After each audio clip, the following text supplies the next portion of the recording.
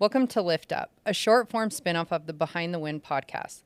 Lift Up was created for quick, meaningful conversations, short episodes that explore timely ideas, practical lessons, and thought provoking topics across leadership, growth, business, and life. Each episode is designed to offer something you can learn today and apply tomorrow. Think of it as a spark, concise insights, real perspective, and actionable takeaways delivered in just a few minutes. Hello, it's Joshua Johnson. I handle all the strategy and Washington operations in Washington, D.C. for LSI. We thought it would be helpful to describe the process that many people think about when they come to Washington, D.C., either as part of a fly-in, what they call them sometimes, an association of national realtors, or the National Association of Insurance Agents, the National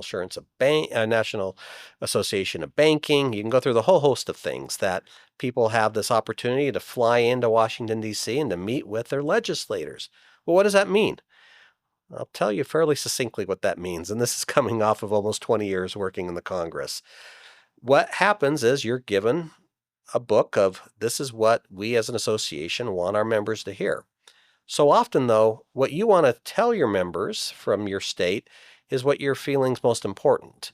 And that's left out in many cases of why would the Utah Banking Association be different than the National Banking Association? Or I might be a smaller bank, and I want to share with the members what are my needs. In addition, of course, with the fly-in, you're getting additional information.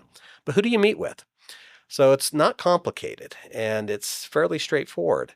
What they do is they want you to meet and share your concerns or issues with your members of your delegation. In the case of Utah, it would be with the members on the House side and the two senators. And basically, you're going into an office, you're sharing with them a book of all the pieces of information, legislation, ideas coming up that the association wants you to present.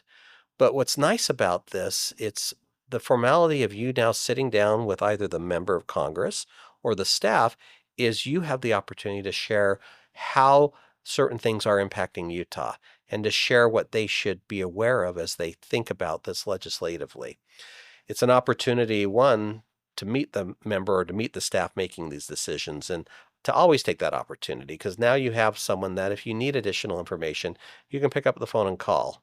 And particularly if you are a large employer in an area with the member, you have an in now that you don't need to go through a secondary lobbying firm or an association. You as, John Doe can pick up the phone and call and say, hey, I'm going to be in DC and would love to share with you some of the challenges we're having or some of the opportunities we're having with our sector. Do you have time to meet? It's a great way to get to know different people in the Washington, D.C. area, and I always encourage it. But I always want to make sure that you're not disappointed. So often who you meet with is not the member of Congress. You're meeting with someone that has titles from a legislative correspondent to a legislative assistant to a chief of staff. And to recognize that those people are in the office with those issues, they've been selected by the member or a senior person in the office to represent the member on those issues, and not to fret if it's not the member of Congress. I would say 90% of the meetings I had in the Congress was directly with people without the member that that was overseeing me, whether it was on a personal staff or committee. And to be honest with you, in many cases, you really want to be sitting down with that appropriate staff member who has the expertise in that issue. So as issues arise in which legislatively need to be taken care of, that person's there as the advocate to get it into the appropriate legislation as it moves through the process. So some folks have asked that annually, let's say the Association of Bankers is having a few meetings in DC. And what they call these in many cases is a fly-in, that you're going to Washington, D.C. to learn about the issues, to have meetings with important people in the administration. But part of that is to go share what are important issues to the members of the delegation or congressional delegation where you are from. So what happens is you might have 30,000 bankers come into DC for a week. And they will then, if it's part of an association, they'll assign the different members to their appropriate offices to go convey, here's the information that member or staff should know. That's what I would call a very well coordinated fly-in done by the association. But let's assume that now you as a insurance broker has interest in sharing what you think the member in from your state should be thinking about. Easy enough, you can just pick up the phone, call the office and say, I'm blank from this insurance agency and I'm going to be in DC and I would like to meet with a member of Congress. Likely you're going to meet with staff, but you always request the member and they will put you in. So when you're there in DC, you can go into the office. You don't need a lobbyist. You just need to pick up the phone and call the office and say you're going to be there.